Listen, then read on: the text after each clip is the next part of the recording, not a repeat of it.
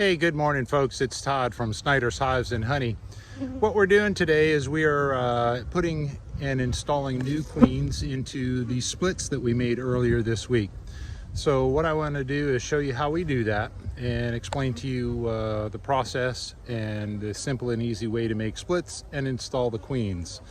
So I'm going to start right back in this area. I got Jacob over there, one of my beekeepers, and Sue. Both of those are going through the hives right now, and what they're doing is they're looking for any queen cups or queen cells that have been made in the splits since the time we made them. Now today is Thursday. We made some of these splits on Monday and Tuesday, and we are installing the new queens today, which is Thursday. So we're running a little bit behind schedule. We should have installed the queens yesterday, but weather and some mechanical problems that we had with some equipment caused us to get delayed one day. So I'm going to walk over to where Jacob and Sue is and show you exactly what we're doing and explain more to you the process of how to make a split and how to install the queens successfully. So as you can see, we've gone through the bee yard and we've taken all the lids off of all the hives. And what they're doing is Sue and Jacob over there, or Jake is going through and looking at all the frames that we put in there to see if the bees have made any queen cups or queen cells. Then what we do is we take one of our caged queens and we will set her on top and we will put her in here. And what we want to do is see how these bees are reacting. So if I can take my finger and basically push these bees off real nice and easy and they're not aggressive, then usually that's a good sign that they're going to accept this queen. In this particular cage, there's a cork on the candy end, which is this end right here. So what I do is I will take a nail, I might be able to do it with my fingernail here, and pull that cork out of there. I can't, then I'm going to do this way, and hopefully you can see me. And I usually keep a nail right here in my jacket, and I will take this nail and I will pop that cork out. Then I will take the nail and I will poke it down in the center of that candy plug a couple of times so that it makes a little hole in there, and then I'll put this back here. So sorry I had to set the phone down. We'll see when I do the editing whether that came out or not. So now this is ready to be installed, and maybe you can see this. There's a little hole that I poke in there. What that does is it helps the bees release the queen a little earlier. So we are installing Italian queens. So there's 4 attendants in there, and we put in there as well as the queen. So to install the queen, these 4 frames right in here have brood on them that we've put from other hives.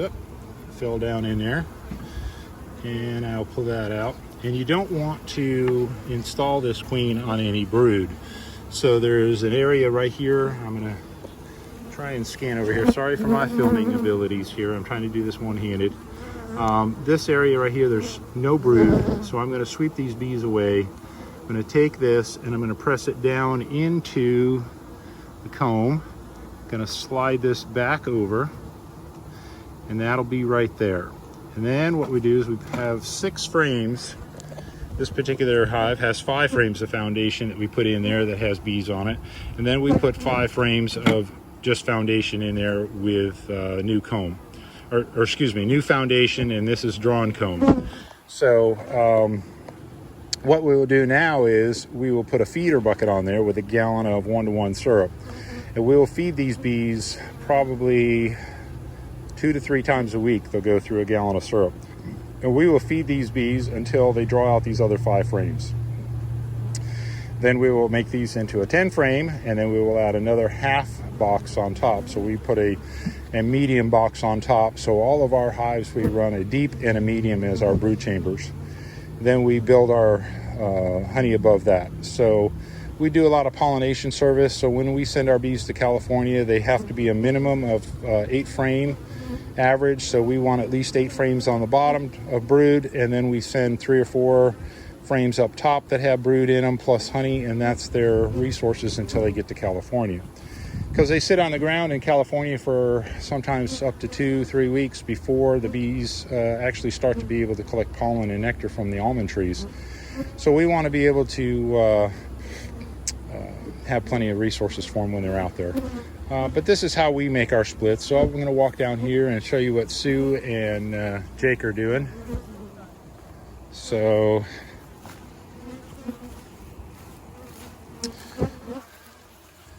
Jake, what are you doing? Looking for queen cells. Queen cells or queen cups? Yes, sir. All right, and we're knocking those down. Is that what we're doing? Absolutely. We're knocking them down so that we don't want any of these cells that have been made in the past 3 days to potentially emerge after we've put a new queen in there. So what they're doing is they're looking for potentially any queen cells, queen cups that have started. And we're also looking for potentially of transferring a queen into this nuke. So if we transfer a queen in here by accident and we add a new queen to it, they are going to fight. And one will kill the other, or we potentially have a swarm out and end up losing the nuke. So we don't want that, or the split rather. But you can see this is what we pull out of our mother hives. So this is a frame here and pretty much solid brood. So when this hatches out, there'll be a bunch of nurse bees in there. There's honey up on the corners, so they have resources, as well as we're going to be giving them some food to eat. So they'll get a bucket of syrup.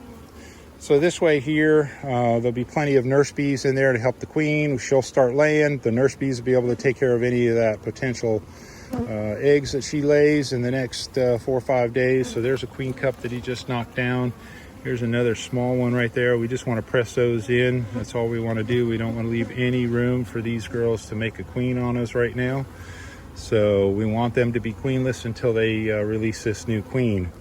So what we're looking at again is we're looking at this queen right here. You can see if I can easily pull these bees off of there, that they're going to accept her. Same thing with this one here. They're not aggressively going after her. I can easily push these bees away, and then that queen in that box or cage can be released. So what we'll do is we'll install those as soon as Sue and Jake finish going through all these. As you can see, Sue's going through hives over here, and she's inspecting these.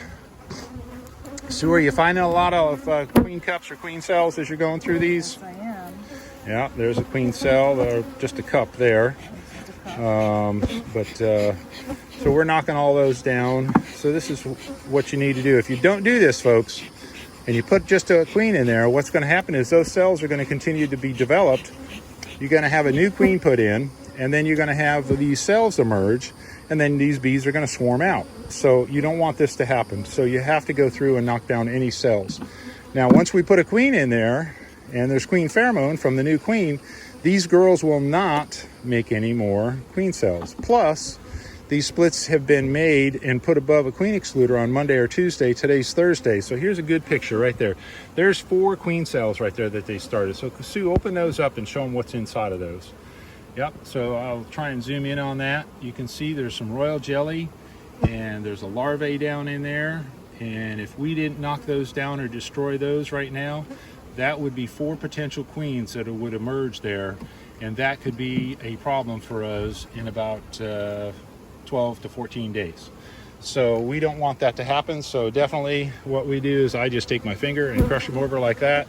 They can't make them, they can't do anything, and at this point there is not going to be any eggs in there, hopefully, that they can start another cell. So that's why we do it this way, to keep the swarming and the acceptance of the new queens at a higher rate.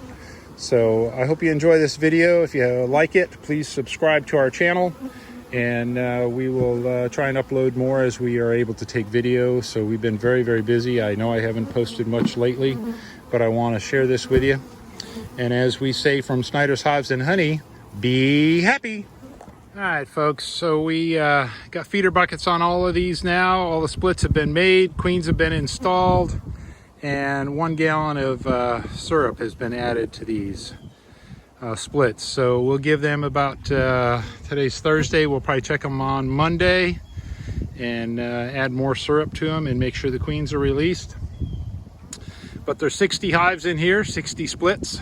So hopefully we get a good take on acceptance of all these queens and they start laying here in the next week or so.